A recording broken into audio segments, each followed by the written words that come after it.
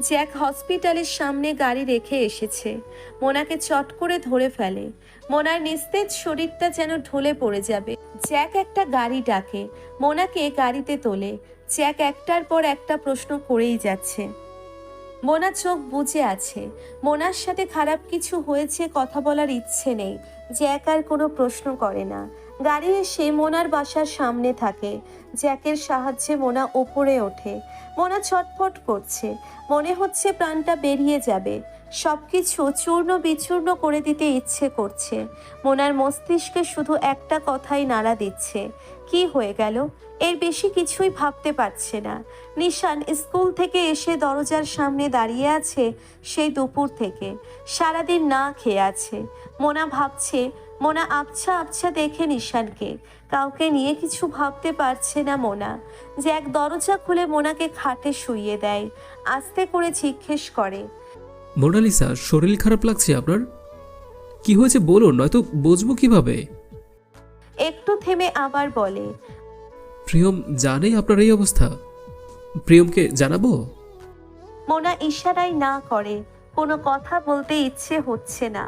মোনা অনেকক্ষণ চোখ বুজে শুয়ে থাকে। চোখের সামনে কত স্মৃতি, সব মিথ্যা। জ্যাক কিছুটা দূরে বসে থাকে। মোনালিসা, হসপিটালে নিয়ে যাব আপনাকে? মোনা মাথা নাড়িয়ে না করে। অনেক সময় পর চোখ দুটো খুলে চিৎকার করে বলল, জ্যাক, সুখ কোথায় পাবো? জ্যাক, মানুষগুলো এত নিকৃষ্ট কেন? জ্যাক ভ্রু কুঁচকে তাকায় মোনার দিকে। কয়েক পা এগিয়ে মোনার কাছে এসে বলল, প্রিয়মের সাথে কোনো সমস্যা হয়েছে আপনার? মোনালিসা, এত ভেঙে পড়ছেন কেন?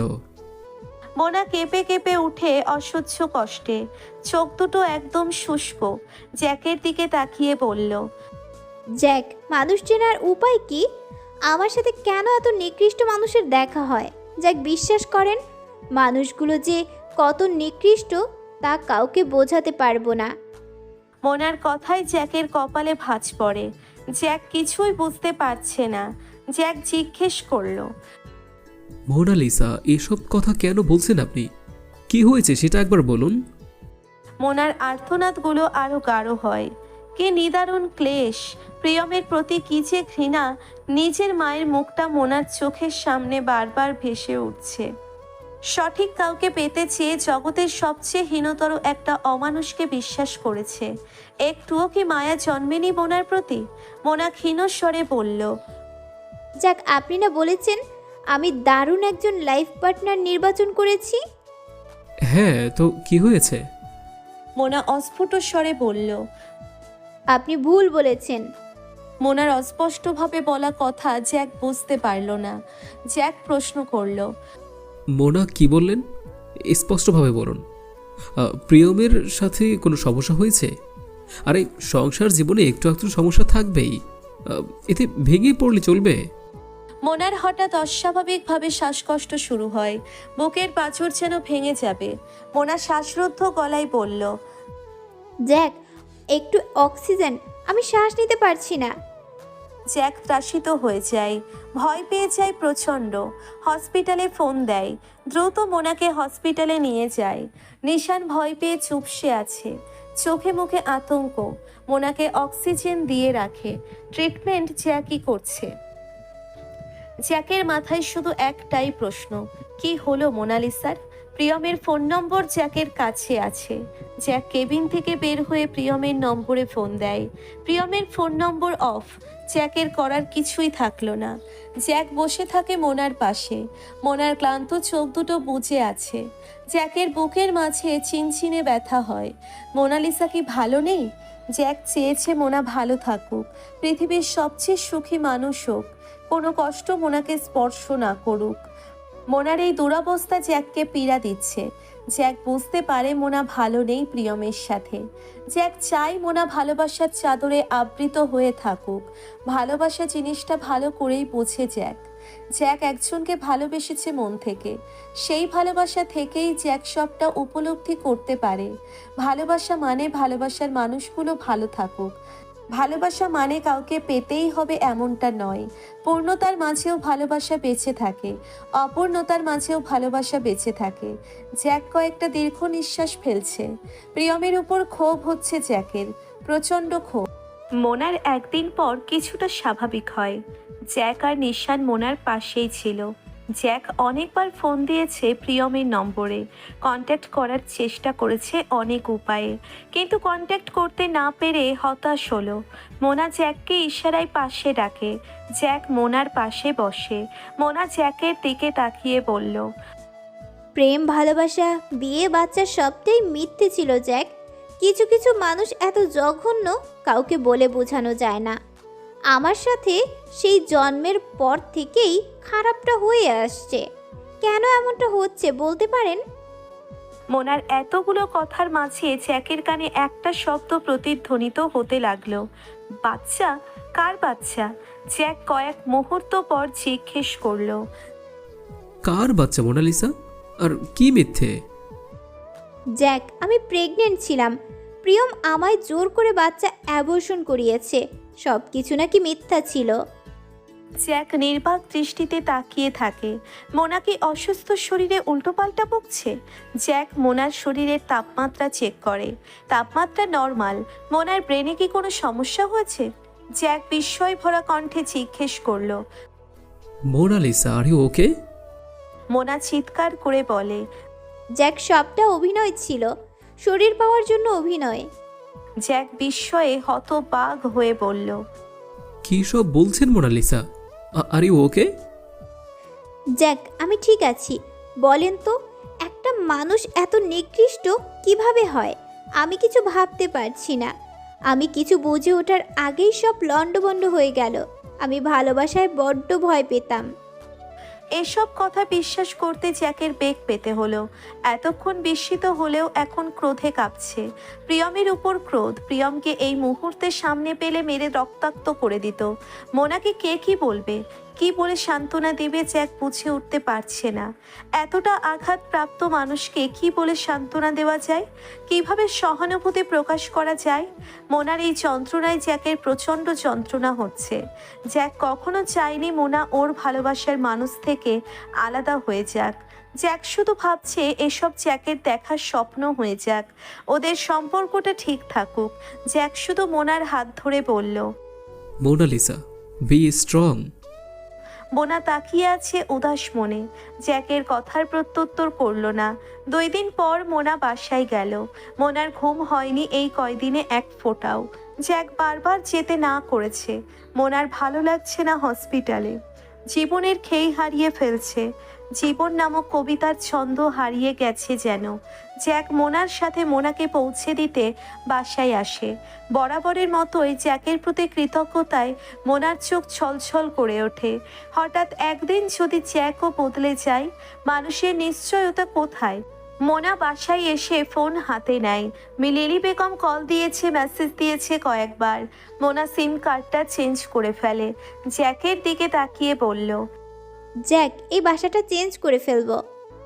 মোনার আচরণ কেন জানি জ্যাকের কাছে একদম অস্বাভাবিক লাগছে। মোনা এত বড় একটা দুর্ঘটনার শিকার হয়েছে অথচ একটু কাঁদেনি। হয়তো অতিশোকে পাথর হয়ে গেছে, কিন্তু এখন মোনাকে সম্পূর্ণ স্বাভাবিক মনে হচ্ছে। মোনার কোথাও শোক কিংবা দুঃখের ছায়া নেই। মোনার এত স্বাভাবিক আচরণ জ্যাকের কাছে অস্বাভাবিক লাগছে। মোনা জ্যাকের দিকে তাকিয়ে বলল, জ্যাক, কফি খাবেন? জ্যাকের বিস্ময়ের পাল্লা আরো ভারী হয়ে গেল যেন। বিস্ময় ভরা গলায় জিজ্ঞেস করলো, মোনালিসা, আপনি ঠিক আছেন? মোনা হেসে ওঠে। হাসির গাঢ় উচ্ছ্বাস মোনার ঠোঁটে। জ্যাক ভ্রু কুঁচকে তাকিয়ে থাকে। মোনা কিছুক্ষণ পর উত্তর দেয়, জ্যাক, কার জন্য কষ্ট পাবো বলেন তো? একজন প্রতারক, জঘন্য মানুষের জন্য কি কষ্ট পাওয়া উচিত বলুন? তা তো উচিত নয়, কিন্তু কষ্ট কি উচিত অনুচিত বুঝে?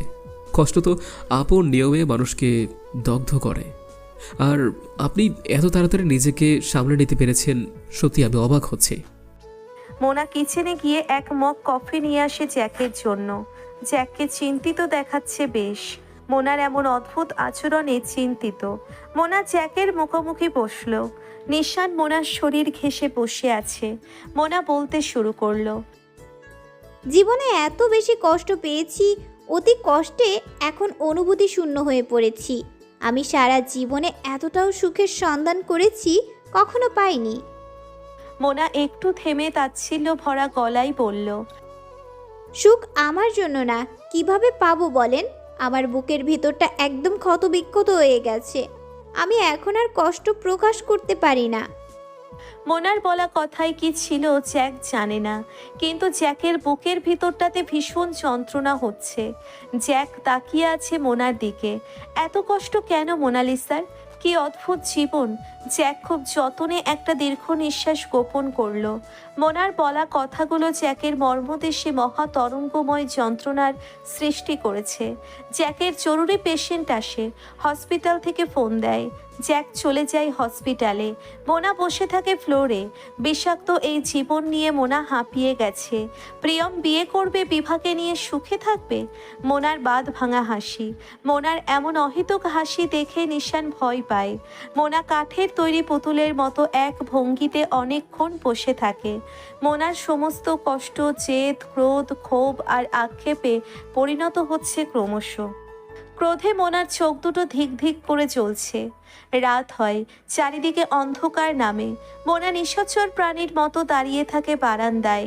সবকিছু মোনার চোখের সামনে ভাসছে। কি অদ্ভুত, একটু পানি পড়ছে না চোখ থেকে। চারিদিকে কষ্টগুলো ভেসে বেড়াচ্ছে যেন। মোনার মনে আবার প্রশ্ন জাগে, সব মিথ্যে? কি থেকে কি হয়ে গেল? ঠকার ভয়ে প্রেম ভালোবাসা থেকে পালিয়ে বেরিয়েছে। রাগের কি পরিহাস! জীবন নামের রংমঞ্চে শেষ পর্যন্ত ভালোবাসার মানুষ দ্বারাই প্রতারিত হলো মোনা। প্রিয়মের মুখটা চোখের সামনে ভাসছে শুধু। অমানুষগুলো দেখতে একদম মানুষের মতো কেন হয়? বিছানায় শুয়ে ছটফট করে আবার উঠে হাঁটে সারা রুমে, আবার এসে শুয়ে এপাশ ওপাশ করে। রাতটা এভাবেই কেটে যায়। ভোরবেলায় লিলি বেগম আসে। মোনা খাটের সাথে হেলান দিয়ে আছে। মোনার চেহারা দেখে লিলি বেগম ভয়াবহ রকমে আঁতকে ওঠে। লিলি বেগম বলেছিল, খারাপের সাথে খারাপই টিকে থাকে। লিলি বেগমের বলা সেদিনের কথাগুলো নতুন করে মনে পড়ল। লিলি বেগম আতঙ্কিত হয়ে বলল, মোনা, এই অবস্থা কেন তোর? কি হয়েছে? মোনা জড় পদার্থের মতো হয়ে থাকে, কোনো নড়াচড়া করছে না। লিলি বেগম মোনার কাঁধে মৃদু ধাক্কা দিয়ে বলল, এই মোনা। অসুস্থ ছিলাম কয়েকদিন ধরে খালা। লিলি বেগম আফসোস করতে লাগলো মোনার অবস্থা দেখে। কিছুক্ষণ পর বলল, তোর ফোন বন্ধ ছিল কেন? আমি ব্যস্ত ছিলাম, এসে খোঁজও নিতে পারিনি। ফোনটায় ডিস্টার্ব দেখা দিয়েছে। মোনার গলা একদম নিস্তেজ আর হিমশীতল। চোখগুলো লালচে হয়ে আছে, মুমূর্ষু রোগীর মতো চেহারা। লিলি বেগম উৎসুক হয়ে বলল, মোনা শোন, একটা ভালো খবর আছে। মোনা জিজ্ঞাসু দৃষ্টিতে তাকায়। লিলি বেগম মোনার দৃষ্টির বিপরীতে বলে, প্রিয়ম প্রিয়ম বলছিল 1 বছর পর বিয়ে করবে। হুট করে ওই দিন বলল তাড়াতাড়ি বিয়ে করতে চাই। পরশু ওদের বিয়ে। বিভা, বিহি, তোর নানা বাড়ির সকল আত্মীয়, আমার শ্বশুরবাড়ির সবাই এসেছে। এরিককে পাঠিয়েছিলাম তোকে নেওয়ার জন্য, তা তোকে বাসায় পাইনি। তুই এখন চল, মানুষ ভিতরে থাকলে রোগ ভালো হয়ে যাবে। মোনার তাকিয়ে আছে লিলি বেগমের দিকে, নির্বাক দৃষ্টি। মোনার জগৎ জুড়ে তোলপাড়। চিৎকার করে বলতে ইচ্ছে হচ্ছে, অমানুষ, প্রতারক, পিশাচ। মোনা স্বাভাবিক গলায় প্রশ্ন করে, বিয়ে পরশুদিন কয়টায়? বিয়ে রাত 10টায়। তা দিয়ে তোর কি দরকার? তুই এখন চল। বিয়ের দিন যাব খালা। আমার শরীর খুব বেশি খারাপ। বিয়ে বাড়িতে অসুস্থ হয়ে পড়ে একটা ঝামেলা না বলো, ঝামেলা বাড়বে। লিলি বেগম মোনার কথায় দমল না, বারবার সাধ্যে থাকলো। ঘন্টা 2 ধরে লিলি বেগম মোনার তোষামত করতে লাগলো। মোনা উন্মনা হয়ে বলল, বিয়ের দিন যাব খালা, প্রমিস। শেষ পর্যন্ত লিলি বেগমকে একাই ফিরতে হলো। লিলি বেগম চলে যাওয়ার পর মোনার শরীর থেকে যেন গরম ধোঁয়া বের হচ্ছে। মোনা ছুটে ওয়াশরুমে যায়, গায়ে পানি দিতে থাকে, মাথা পানিতে ভিজিয়ে রাখে। 6 ঘন্টা ধরে গায়ে পানি 6 ঘন্টা ধরে গায়ে পানি দিয়েছে। প্রিয়মের বিয়ে আজ রাত 10টায় বিয়ে। মোনা 6টার দিকে ড্রেসিং টেবিলের সামনে বসে। প্রিয়মের দেওয়া সেই ফিনফিনে কালো জর্জেট শাড়িটা পরে, গলায় জ্যাকের দেওয়া নেকলেসটা, হাতে প্রিয়মের দেওয়া রিং। জীবনের প্রথম এত বেশি সেজেছে মোনা। নিশান আগে থেকেই রেডি হয়েছিল। মোনাকে দেখলে যে কারো দৃষ্টি আটকে যাবে। মোনা নিশানকে নিয়ে বের হয় প্রিয়মের বাসার উদ্দেশ্যে। বাসা ভর্তি লোকজন, তেমন কাউকেই মোনা চেনে না। মোনা ধীরে ধীরে এগিয়ে যায়। লিলি বেগম কাজে ব্যস্ত। মোনার সাথে একটু কথা বলেই নিজের কাজে মন দিল। মোনার চোখ আটকে যায় বিভাকে দেখে। লাল বেনারসিতে মিষ্টি লাগছে খুব। মোনা এগিয়ে যায় সেদিকে। মোনাকে দেখে বিভা জড়িয়ে ধরল, বলল, আমার থেকে তোমায় বেশি সুন্দর লাগছে মোনা। প্রত্যুত্তরে মোনা হাসল। কোত্থেকে যেন হঠাৎ প্রিয়ম এসে দাঁড়ালো বিভার পাশে। বিভার কানে কানে যেন কি বলল, মোনাকে খেয়াল করেনি। বিভার সাথে কথা বলার পরই প্রিয়মের চোখ যায় মোনার দিকে। প্রিয়ম বজ্রাহত হয়ে তাকিয়ে থাকে। নিজের চোখে বিশ্বাস করতে পারছে না। চোখে মুখে অবিশ্বাসের ছাপ। মোনা এসেছে। হাস্য উজ্জ্বল মোনার মুখ। প্রিয়ম এত বেশি অবাক আর কখনো হয়নি। মোনা প্রিয়মকে লক্ষ্য করতে লাগলো। প্রিয়মের সাথে আড়ালে কথা বলতে হবে। হঠাৎ প্রিয়মকে একা পেয়ে মোনা ডাকলো। প্রিয়মের বিস্ময়ের পাল্লা আরো ভারী হলো। বিস্ময় কাটিয়ে বলল, তুমি কেন এসেছো মোনা? মোনা খুব সহজ গলায় বলল, আপনার সাথে আমার একটু জরুরি কথা আছে। আমি আপনাদের মাঝে কোনো ঝামেলা করব না। কথাটা খুবই গুরুত্বপূর্ণ আপনার জন্য। প্রিয়ম কি যেন ভাবলো। মোনার এমন সহজ আচরণ অস্বাভাবিক লাগলো। প্রিয়ম বলল, যা বলার এখানে বলো। মোনা সাবধানী হয়ে বলল, যে কেউ শুনে ফেলতে পারে। আপনাদের বাসার পিছনে একটা নির্জন জায়গা আছে না, ওখানে যান, আমিও আসছি। আপনাকে আর আমাকে একসাথে যেতে দেখলে সন্দেহ করবে। আপনি আগে যান, আমিও লুকিয়ে লুকিয়ে আসছি। প্রিয়ম যেন গভীর চিন্তায় পড়ে গেল। মোনা আবার বলল, কথাটা আপনার জন্য গুরুত্বপূর্ণ, আমার জন্য নয়। একটা কথা আপনার জীবনের মোড় পাল্টে দিবে। প্রিয়ম ঠোঁট কামড়ে কি যেন ভেবে বলল। আচ্ছা যাচ্ছি। প্রিয়ম যাওয়ার মিনিট 5 পর মোনাও সবার চোখের আড়ালে দিয়ে বের হলো। সেখানে যেতে মিনিট 5 লাগবে। মৃদু হাওয়ায় মোনার চুলগুলো উড়ছে। মোনা পা ফেলে এগুচ্ছে সামনের দিকে। প্রিয়ম পেছন ফিরে দাঁড়িয়ে আছে। মোনাকে দেখে বলল, কি বলবে বলো। প্রিয়মের গলার স্বরে তীব্র বিরক্ত। মোনা প্রিয়মের পিছনে দাঁড়িয়ে আছে। হাতের ব্যাগ থেকে খুব সাবধানে ধারালো ছুরিটা বের করে। প্রিয়ম কিছু বুঝে ওঠার আগেই ছুরির একটা আঘাত পড়ে প্রিয়মের পিঠ বরাবর। প্রিয়ম শুধু একটু শব্দ করে মাটিতে লুটিয়ে পড়ে। তীব্র যন্ত্রণায় চিৎকার করছে, চাপা চিৎকার। জোরে চিৎকার করার মতো শক্তি নেই। দ্বিতীয় আঘাতটা প্রিয়মের গলায়। প্রিয়ম শুধু বলে ওঠে, মোনা। ক্রমাগত ছুরির আঘাতে প্রিয়মের মাথাটা দেহ থেকে আলাদা হয়ে যায়। মোনা তাকায় প্রিয়মের দ্বিখণ্ডিত লাশটার দিকে। কি অদ্ভুত, মোনার একটুও ভয় করছে না। অন্ধকারে অস্পষ্টভাবে বোঝা গেল প্রিয়মের মুখটা হা হয়ে আছে। বেঈমানদের বেঁচে থাকার অধিকার নেই। যে মানুষগুলো অন্যের মন, হৃদয়, স্বপ্ন, আবেগ ক্ষতবিক্ষত রক্তাক্ত করে দেয়, তাদের জন্য কষ্ট পেতে নেই। মোনার হাতের ছুরিটা থেকে ফোঁটায় ফোঁটায় রক্ত পড়ছে। ছুরি জুড়ে রক্তের বৃষ্টি। শেরওয়ানি পরা নিথর রক্তাক্ত লাশ প্রিয়মের। এ তো সামান্য মৃত্যু। ছুরির কয়েকটা আঘাতে প্রাণ চলে গেছে। চলে গেছে যন্ত্রণা। আর মোনা তো প্রতি মুহূর্তে খুন হয়েছে। যন্ত্রণা নামক ছুরির আঘাতে ক্ষত বিক্ষত হয়েছে। কোথাও যেন কোনো প্রমাণ না থাকে, কোনো ফিঙ্গার প্রিন্ট যেন না থাকে। বাঁচবে মোনা পৃথিবীর বুকে। মোনারা কেন আত্মহত্যা করে মরবে? মরবে তো মোনাদের যারা ঠকায় তারা। ছুরিটা খুব সতর্কতার সাথে ব্যাগে ঢুকিয়ে ফেলে। কয়েক মুহূর্ত তাকিয়ে থেকে বাসার দিকে হাঁটছে মোনা। প্রচণ্ড বাতাস মোনার চুলগুলো এলোমেলোভাবে উঠছে। চোখগুলো অন্ধকারে যেন ঝকঝক করছে। মোনার ঠোঁটের কোণে দুর্বেদ্য আসি। মোনার আকাশ বাতাস কাঁপিয়ে হাসতে ইচ্ছে হচ্ছে। পৃথিবীর সকল মোনাদের উদ্দেশ্যে চিৎকার করে বলতে ইচ্ছে হচ্ছে, প্রতারণায় শিকার হয়ে আত্মহত্যা কেন? বেঁচে থাকার প্রতি এতই যখন বৃত্তিস না তখন প্রতারককে খুন করে মরো। মোনা হাঁটতে থাকে।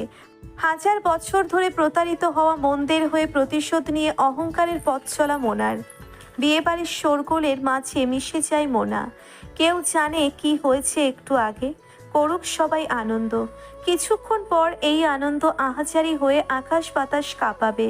মোনা সেই মুহূর্তের অপেক্ষায়, কখন দেখবে সবাই প্রিয়মের লাশ। মোনা অপেক্ষায় প্রহর গুনছে, চোখ বুজে বসে আছে। চারিদিকে হইচই। প্রিয়ম বেঁচে নেই।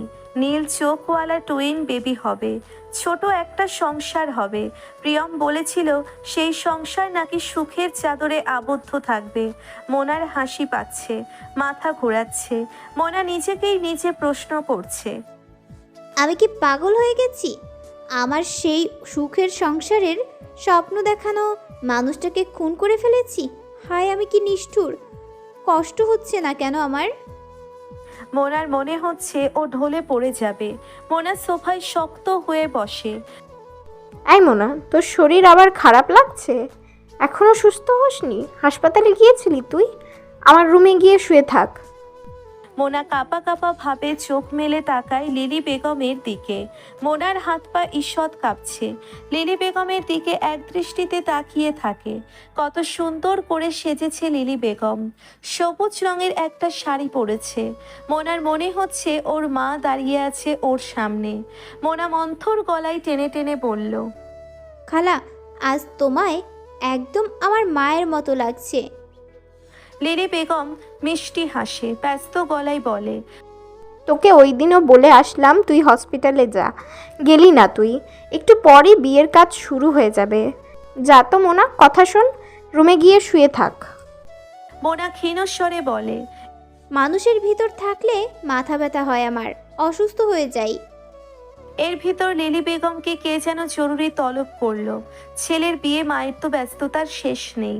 লিলি বেগম দ্রুত পায়ে সেদিকে যায়। মোনা চোখ খুলে তাকাই এবার। মোনার একটু তফাতেই দাঁড়িয়ে আছে হাবিব সাহেব। হাবিব সাহেবের হাত দুটো ছুরি দিয়ে কেটে দিতে পারলেই মোনার সব অশান্তি চুকে যেত, জীবনের সব যন্ত্রণা মুছে যেত। মোনা অনেকক্ষণ ধরে তাকিয়ে থাকে হাবিব সাহেবের দিকে। এর ভিতর বাসা জুড়ে সবাই বলছে, প্রিয়ম কোথায়, প্রিয়ম কোথায়। এই দুইটা শব্দ বাসা জুড়ে। বিভার চেহারায় উৎকণ্ঠা। আচমকায় পুরো বাড়ি নিস্তব্ধ হয়ে যায়। সবাই সবার চোখের দিকে তাকাচ্ছে। অস্ফুট স্বরে বলে, পুলিশ এসেছে। মোনা বিস্ফোরিত চোখে সেদিকে তাকায়। ধরা পড়ে গেল? নিশানের কি হবে? মোনার পৃথিবী থমকে গেল। তারা কি বুঝবে মোনা নির্দোষ? কয়েক মুহূর্ত পর শোনা গেল এলিটা হত্যার দায়ে ইফতিয়াত প্রিয়মকে গ্রেপ্তারের নির্দেশ।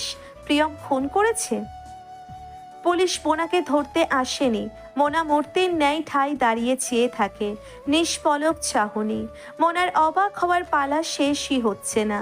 খানিকের ব্যবধানে সব আনন্দ শেষ হয়ে গেল। মরা মানুষকে গ্রেপ্তার কিভাবে করবে? মোনার মুখ হা হয়ে থাকে। পুলিশ প্রিয়মের লাশ উদ্ধার করে, দ্বিখণ্ডিত লাশটা। চারিদিকে শুধু আহাজারি। এলিটা প্রিয়মের কলিগ ছিল। ওদের মাঝে নাকি প্রেমের সম্পর্ক ছিল। পরবর্তীতে কোনো এক কারণে দ্বন্দ্বের সৃষ্টি হয়। সেই দ্বন্দ্ব থেকে খুন। মোনা বিস্ময়ে ডুবে আছে। প্রিয়ম হত্যার ব্যাপারটা অন্যদিকে মোড় নিল। প্রিয়মের মৃত লাশটার উপরও ঘৃণা হচ্ছে। মোনার চিৎকার করতে ইচ্ছে হচ্ছে। কি হবে এখন? ঘটনা জটিল হয়ে গেল। সন্দেহ গেল এলিটার ফ্যামিলির দিকে। মোনার প্রতি ঘুণাক্ষরেও কারো সন্দেহ হচ্ছে না। অশান্তি, তীব্র দহন যন্ত্রণায় দগ্ধ মোনা শেষ হয়ে যাচ্ছে। শান্তি নেই কোনো কিছুতে, শান্তি নেই। কয়দিনের ব্যবধানে সব এলোমেলো হয়ে গেল। 10 দিন। মোনা নিজের হাতের দিকে তাকায়। খুন করে ফেলেছে এই হাত দিয়ে প্রিয়মকে। মোনা খুন না করলেও তো এলিটা হত্যার দায়ে গ্রেফতার হতো প্রিয়ম। কি এক নিকৃষ্ট মানুষকে ভালোবেসেছে। কি করবে মোনা? শান্তি পাচ্ছে না কিছুতেই। নিজের চুলগুলো পাগলের মতো টানতে থাকে। মোনা ছুটে যায় ওর বুক শেলফের দিকে। ওর ডায়েরিটা কোথায়, যেখানে ও নৃত্য ভালোবাসার গল্প লিখত, যে গল্পের নায়ক ছিল এক বেঈমান? মোনা পাগলের মতো ছুটে গিয়ে ডায়েরিটা হাতে নেয়। ডায়েরিটা শেষ করতে হবে, বাকি লেখাগুলো লিখতে হবে।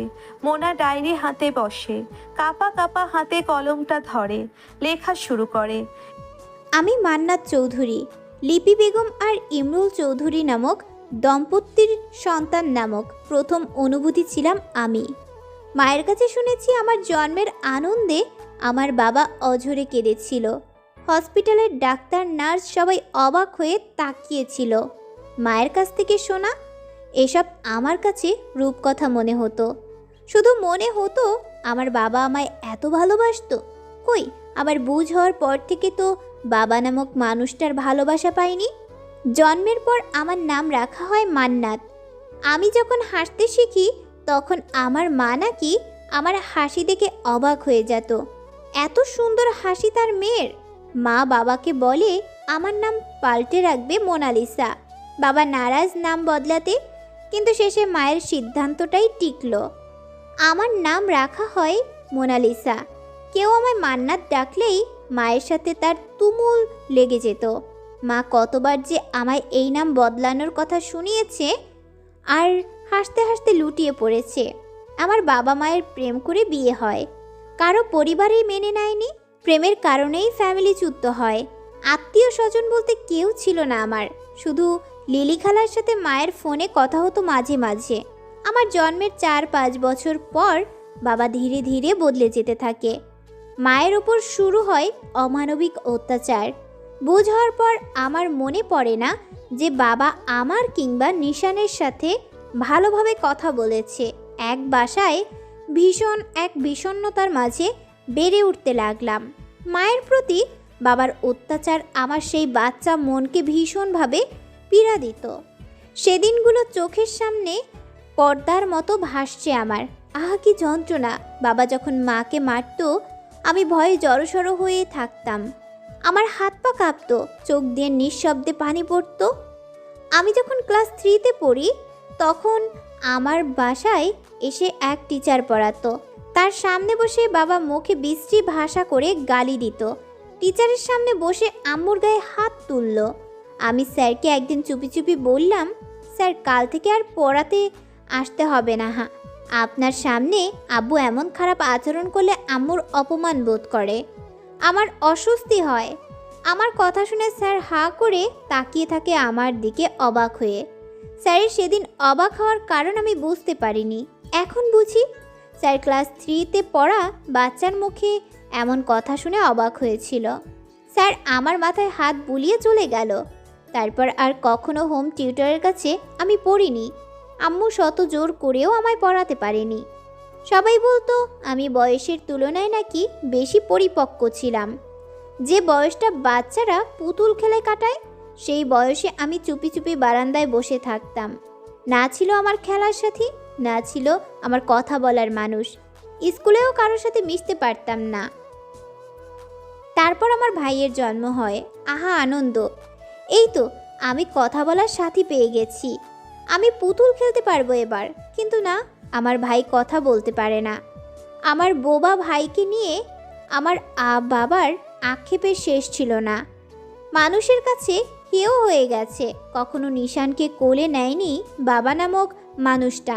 নিশান কখনো বাবার কোলের ওম পায়নি। আমার স্পষ্ট মনে আছে, আমাদের পাশের বাসায় নিশানের বয়সী একটা বাচ্চা ছিল। সেই বাচ্চার একটা গাড়ি ছিল। নিশান ওরকম গাড়ির জন্য কান্না। আম্মুর কাছে টাকা নেই, আর আব্বু তো নিশানের মুখের দিকেই তাকায় না। গাড়ি এনে দাও তো দূরের কথা। আমি উপবৃত্তির টাকা পেয়েছিলাম। টাকা পেয়েই মনে পড়লো গাড়ির জন্য নিশানের কান্নার কথা। আমি গাড়ি কিনে নিয়ে আসি। নিশানের সে কি খুশি, আর আম্মু কেন যেন কাঁদছিল। আমার ভাগ্য বরাবরই খারাপ। যে মেয়েটা আমার খাতা দেখে পরীক্ষায় লিখতে, সে মেয়েটা আমার থেকে বেশি নম্বর পেত। এসএসসিতে পাস মার্কসের জন্য A+ মিস হয়ে যায়। এইচএসসিতে একই অবস্থা। আমি ততদিনে বুঝে গিয়েছিলাম আমার ভাগ্য খারাপ। এসএসসি এক্সামের পর আমার কলেজে ভর্তি অনিশ্চিত হয়ে যায়। আব্বু টাকা দিতে পারবে না। দিবে বা কোথা থেকে? ব্যাংকে লোন জমে লাখ লাখ টাকা, আর ব্যবসার টাকা সব মদ খেয়ে জুয়া খেলে উড়ায়। আম্মু এক প্রকার যুদ্ধ করে ভর্তি করায় আমায় কলেজে। কলেজ বাসা থেকে দূরে, হোস্টেলে থাকতে হবে। সরকারি কলেজের হোস্টেলে হওয়াতে খরচ কম, কিন্তু খাবার দাবারের যা অবস্থা, হোস্টেল ফি, প্রাইভেটের ফি সব মিলিয়ে টান টান অবস্থা। মাসে 1 টাকাও দিত না হাত খরচের জন্য। ডিম আমি একদম পছন্দ করতাম না, সেই ডিমই বেশি খেতে হতো। মাঝে মাঝে কয়েক বেলা না খেয়ে থাকতাম। ক্যান্টিনের দিকে কখনো ফিরেও তাকাইনি, কারণ আমার কাছে টাকা নেই। হোস্টেলে ততদিনে আমি কিপটা নামে পরিচিত হয়ে গেলাম, বিশেষ করে রুমমেটদের কাছে। ওরা বাইরে থেকে খাবার অর্ডার করে এনে খেত, আমায় সাধলেও আমি খেতাম না, আবার মাঝে মাঝে সাধতো না। আমার এই দিনগুলোর সাক্ষী হোস্টেলে যে বালিশটাতে ঘুমাতাম, সে বালিশটা। এর ভিতর 2 মাস ধরে বাসা থেকে কোনো টাকা দিচ্ছে না। আমার খুব কাছের ফ্রেন্ড পিউর কাছ থেকে ধার নিলাম প্রথম মাসে। পরের মাসে হোস্টেলের ম্যাম সবার ভিতর বসে অপমান করে। আমি বাসায় চলে যাই। মায়ের সাথে যোগাযোগ করার উপায় ছিল না। মায়ের ফোন আব্বু ভেঙে ফেলেছে, লিলি খালার সাথে কথা বলেছি বলে। সেদিন বাসায় যাওয়ার পর আম্মু আমাকে 50,000 টাকা দেয় গহনা বিক্রি করে আমার পড়ার জন্য। সে রাতেই আমার চোখের সামনে ইমরুল চৌধুরী মেরে ফেলে আমার মাকে। যন্ত্রণায় কাঁদতে কাঁদতে আমার চোখের সামনে চোখ উল্টে মারা যায় মা। সে কষ্ট, সে যন্ত্রণা, সে অসহায়ত্ব আমি কাউকে বোঝাতে পারবো না। কাউকে বলতে পারিনি এ কথা। আমাদের 2 ভাই বোনকে বলা হয়েছে এই কথা কাউকে বললে আমাদেরও খুন করে ফেলবে। আমি অনুভূতি শূন্য হয়ে পড়ি, কেমন যেন রোবট হয়ে যাই। সারাক্ষণ শুধু মায়ের কাঁচানো মুখটা চোখের সামনে ভাসতো। জীবনে তো নিজ গতিতেই চলবে, থেমে থাকবে না কারো মৃত্যুতে। আমার এইচএসসি এক্সাম শুরু হয়ে যায়। আমার মন নেই লেখাপড়ায়। আমার লেখাপড়ার অনুপ্রেরণা জোগানো আমার মা মানুষটা তো নেই। নিশান থাকতো বাসায় ওই জঘন্য মানুষটার সাথে। ওকে তো আর আমার সাথে হোস্টেলে নিয়ে আসা সম্ভব নয়। দারোয়ান চাচার ফোন দিয়ে যে কথা বলবো তাও সম্ভব নয়। নিশান তো বোবা, কথা বলতে পারে না। আমি সারাক্ষণ শটফট করতে থাকি। নিশানের চিন্তায় দম বন্ধ হয়ে আসে। পরীক্ষার বন্ধে মাঝে আমি বাসায় যাই। দারোয়ান চাচা গোপনে আমার কাছে বলে বাসার সব কাজ নাকি নিশানকে দিয়ে করায়। বাজার করা থেকে শুরু করে নিশানের পুরো গায়ে মাইরের দাগ। আমায় দেখে কি কান্না! আমার সাথে চলে আসবে, আমি ওকেও হোস্টেলে কিভাবে নিয়ে যাব? পরের দিন আমার পরীক্ষা। নিশানকে ওই নরকে রেখেই আমি চলে যেতে হয় হোস্টেলে। পরীক্ষা শেষ হওয়ার পর আইএলটিএস এর কোর্স। নিশান তখনও বাসায়। আমার অসহায়ত্বের সীমা নেই। আজন্ম কোনো পাপ ছিল আমার। এর ভিতর আমার এক ফ্রেন্ড বলে আমার বাবাকে নাকি পতিতালয়ে যায়, মানুষ বলা বলি করে। দারোয়ান চাচা বলল বাসায় রাত বিরেতে মেয়ে মানুষ নিয়ে আসা, এত লজ্জা রাখি কোথায়? কাকে বোঝাবো আমার এই অসহায়ত্ব? আমার আমেরিকায় আসার জন্য সব রেডি হয়ে যায়। যাওয়ার 2 দিন আগে রাতে আমি বাসায় যাই। নিশানকে নিয়ে আসব আর দারোয়ান চাচাকে বলে আসব। গিয়ে দেখি দারোয়ান চাচা নেই, ছুটিতে গেছে। বাসায় নিশান আর ইমরুল চৌধুরী। নিশানের হাতে লেগে টেবিল থেকে পড়ে ইমরুল চৌধুরীর মোবাইলটা ভেঙে যায়। আমি বাসায় ঢুকে দেখি নিশানের মাথার দেয়ালে ঠুকতে ঠুকতে রক্ত বের করে ফেলেছে। নিশানের গলা চেপে ধরেছে। ইমরাল চৌধুরী ছিল নেশাগ্রস্ত। আমি প্রচণ্ড ভয় পেয়ে যাই। নিশানকে ছাড়ানোর চেষ্টা করতেই বাবা আমার গলা টিপে ধরে, উন্মাদের মতো করতে থাকে। আমার জিহ্বা বের হয়ে যায়। নিশানের বাচ্চা মনে তীব্র ক্ষোভ টেবিলে পাশে রাখা বটি দিয়ে ইমরুল চৌধুরীর গলায় আঘাত করে।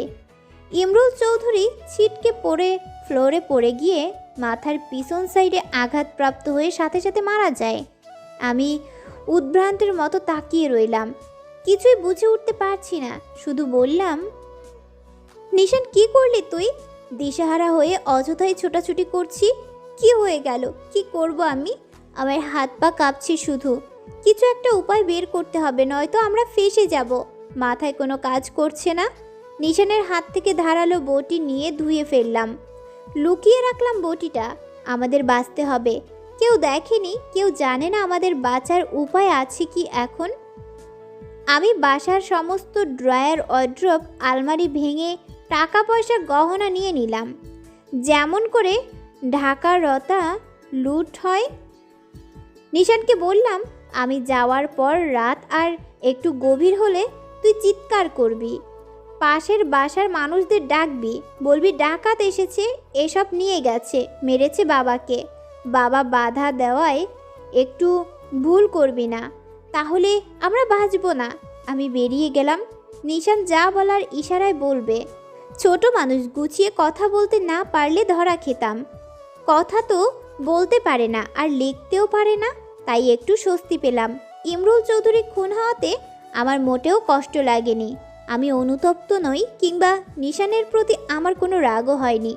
সকালবেলা আমায় খবর দেওয়া হয় আমার বাবা বেঁচে নেই, খুন হয়েছে আর বাসা লুট হয়েছে।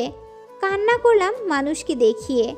আমার মোটেও কান্না আসছিল না, শুধু ঘৃণা আর ঘৃণা।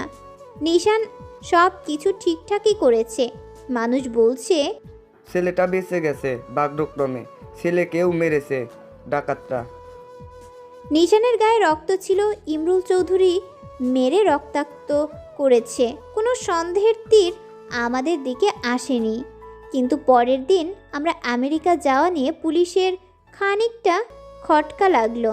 প্রতিবেশীরা বলল ওদের কেউ নেই বাংলাদেশে, শুধু একটা খালা আছে। আফসোস করলো সবাই। পুলিশ আসলো ইনফরমেশন নিতে। আমার দাদা দাদি খুনি বের করতে চায়। নিশান আর আমাকে সন্দেহ করা হাস্যকর, বরঞ্চ সবাই শোক প্রকাশ করলো সে খুনি আজও বের করতে পারেনি। আমি আমেরিকা আসলাম। খালুর অপমান, আমাদের কারণে খালার সাথে ঝগড়া, তার ওপর প্রিয়মের বাড়াবাড়ি।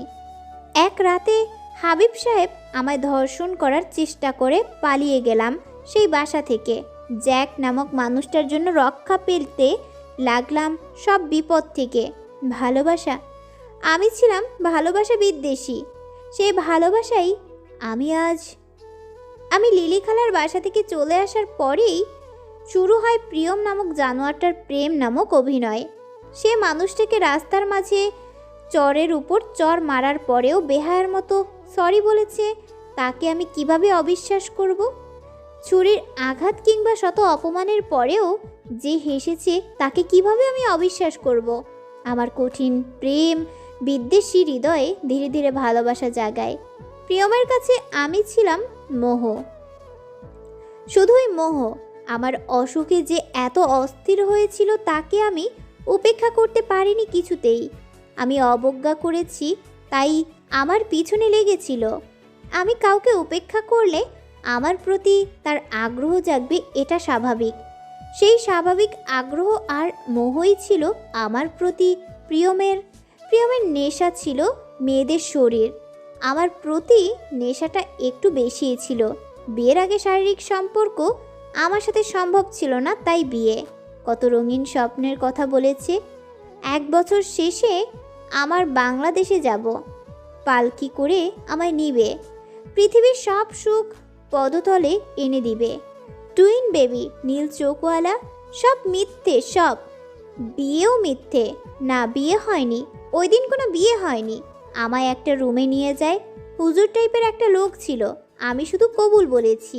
আর প্রিয়মের যে বন্ধু ছিল, তারা প্রিয়মের বন্ধু না, ভাড়া করা লোক ছিল।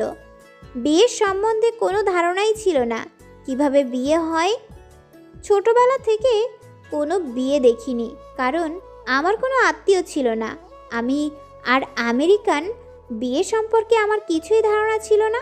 1 বছর যে সময়টা ছিল, সেটা আমাকে ভোগ করার মেয়াদ। কি বোকা আমি, কিছুই বুঝিনি। শুধু আমি কেন, কেউই বুঝতো না। চলতে থাকে এভাবে। কিন্তু আমার প্রেগনেন্সি সব এলোমেলো করে দেয়। ফেসে যাবে প্রিয়ম, মুহূর্তেই আসল রূপ বেরিয়ে যায়। ওর ডাক্তার ফ্রেন্ডকে দিয়ে অ্যাবর্শন করায় আমার। এর আগেও 4টা অ্যাবর্শন করিয়েছে প্রিয়ম তার গার্লফ্রেন্ডদের। তারা স্ব ইচ্ছায় করেছে। চোখের পলকেই বদলে গেল আমার পৃথিবী। যে ভালোবাসা ছিল আমার কাছে বিষাক্ত কাঁটা, সে কাঁটায় আমার শরীর মন বিদ্ধ হলো। প্রিয়ম বলেছে ডিভোর্স পেপার পাঠাবে, কিন্তু ডিভোর্স পেপার আসবে কোত্থেকে? আমাদের তো কোনো বিয়েও হয়নি। আর আমার কাছে কোনো প্রমাণ ছিল না। প্রমাণ থাকলেও আমি কাউকে বলতাম না। কি বলতাম আমি? কি বলার ছিল আমার? বিভাকে বিয়ে করবে প্রিয়ম, বিয়ে করবে, নিজ হাতে শেষ করে দিয়েছি। আমার একটুও খারাপ লাগছে না, আফসোস হচ্ছে না। আরও কঠিন শাস্তি দিয়ে মারতে পারলে শান্তি পেতাম। এলিটা খুনের দায়ে শাস্তি ওর জন্য রেডিই ছিল, কিন্তু খুনটা যে আমি আগেই করে ফেলেছি। ওকে যে নিজ হাতে খুন করতে না পারলে আমি ছটফটিয়ে শেষ হয়ে যেতাম। আমার খুব শান্তির দরকার। আমি বাঁচতে চাই, বাঁচার অধিকার আমার আছে।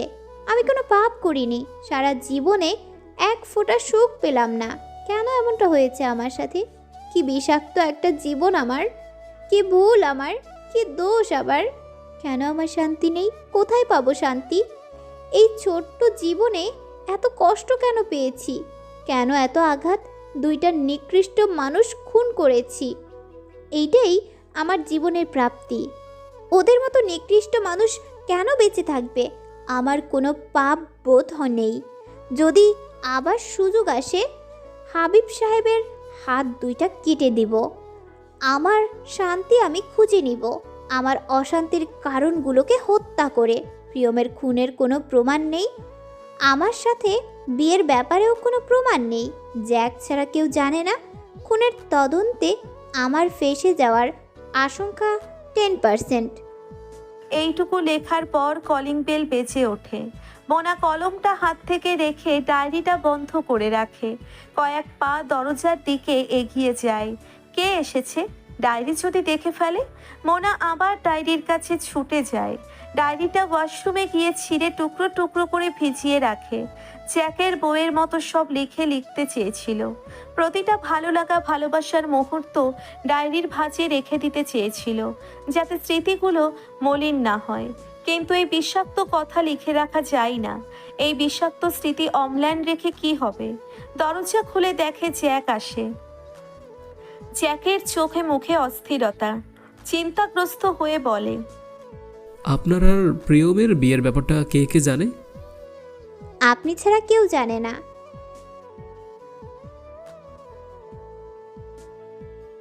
সত্যি? মোনা মাথা নাড়ায়। জ্যাক বলে, আপনার সাথে প্রিয়মের বিয়ে কিংবা সম্পর্ক কোনো একটা জানাজানি হয়ে গেলেই এই মার্ডার কেস এসবে আপনি জড়িয়ে যাবেন। কোনোভাবেই যেন কেউ না জানে। মোনার জড়িয়ে যাওয়ার আশঙ্কাটা ক্ষীণ। তবুও যদি সব বেরিয়ে আসে তাহলে নিশানের কি হবে? মোনা অস্থির হয়ে বলে, জ্যাক, আমি যদি এসবে জড়িয়ে যাই, আপনি প্লিজ নিশানকে দেখে রাখবেন।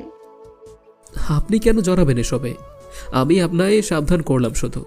আমার মনে হয় কি জানেন মোনালিসা? মোনা আগ্রহীভাবে তাকায়। জ্যাক বলে, আমার মনে হয় অ্যালিটার ফ্যামিলির কেউ খুন করেছে প্রিয়মকে। আমারও তাই মনে হয়। জ্যাক মোনাকে সাহস যোগায়। মোনা তাকিয়ে আছে জ্যাকের দিকে। মাথায় শুধু একটা চিন্তা, যদি সব জানাজানি হয়ে যায় নিশানের কি হবে? মোনার বুকের ভিতর ধক ধক করছে। নিজের জন্যে মোটেও চিন্তা হচ্ছে না, শুধু নিশানের কথা ভাবছে। মোনার শরীরটা আবার নিস্তেজ হয়ে যায়। অস্পষ্টভাবে বলে, জ্যাক, আমার সাথে কেন এমন হলো? অশান্তি, যন্ত্রণা, আমার কি কষ্ট হচ্ছে আমি কিছু বুঝতে পারছি না।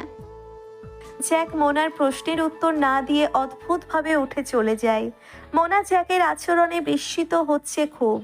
জ্যাক চলে যাওয়ার পর মোনা দেখে জ্যাক ছোট একটা চিরকুট রেখে গেছে মোনার পাশে। মোনা এতক্ষণ খেয়াল করেনি চিরকুটটা। মোনা কাঁপা কাঁপা হাতে খোলে। লেখা, মোনালিসা, আপনার সাথে যা হয়েছে সবটা অপ্রত্যাশিত। আমি চেয়েছি আপনি পৃথিবীর সবচেয়ে সুখী মানুষ হবেন। আপনার কষ্ট আমি পুরোপুরি অনুভব করতে পারছি। আপনার এই অবস্থা আমায় ভীষণ পীড়া দিচ্ছে। আমার সৃষ্টিকর্তার উপর আক্ষেপ হচ্ছে, আপনি কেন সুখ পেলেন না? সব সময় খারাপটা কেন হচ্ছে আপনার সাথে? আপনার জীবনের এই কালো অধ্যায়ে আপনি একা। আমি আপনার পাশে থাকতে চাই। এরপর যদি কখনো সুখ অন্বেষণ করেন তাহলে চলে এসেন আমার কাছে।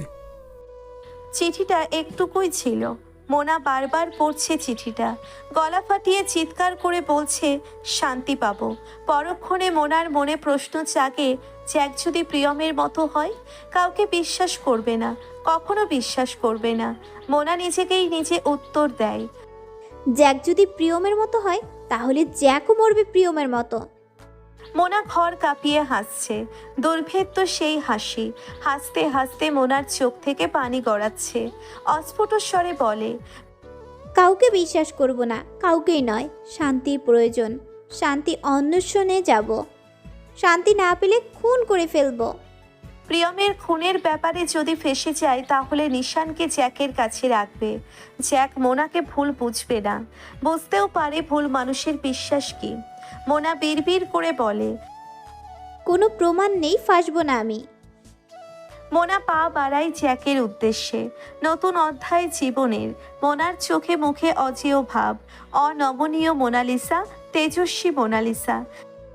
লিওনার্দো ভিঞ্চির সেই রহস্যময়ী মোনালিসা পৃথিবীতে ফিরে এসেছে। জ্যাকের বলা কথাটা মোনার কানে ভাসছে এখন শুধু।